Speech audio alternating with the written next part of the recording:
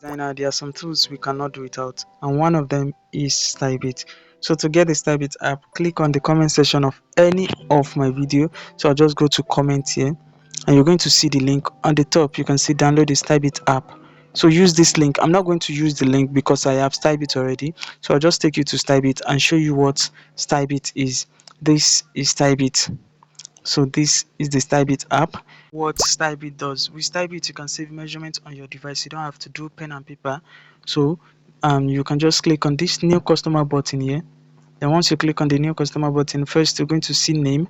You can put the customer's name, and you're going to see phone number. You input the phone number, you indicate that the phone number is on WhatsApp. You can also decide to save measurements on inches or centimeter. So here, let me select centimeter. You can save measurements. You can add a new customer, a male customer also.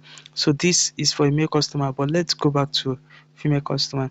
So you can see here it's written upper body measurements. We have all the upper body measurements here. So you just input the body measurements, and from here are the lower body measurements. So from this side you have the lower body measurements, and you can also add the customer's picture if you have a picture. So that is one of the things you can do with Stybit.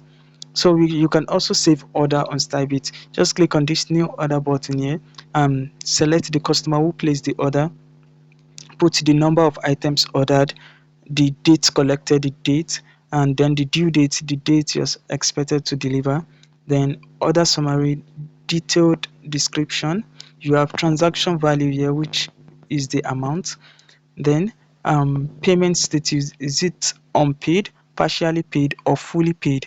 So we also have order status, which here we have recently booked, processing, ready, or delivered. So even if you have delivered the order, you can still come back to Stybit to keep record so that you can know what your revenue is like. So after that, you can click on save. You can also send invoice to your customer just by clicking on this new invoice button here.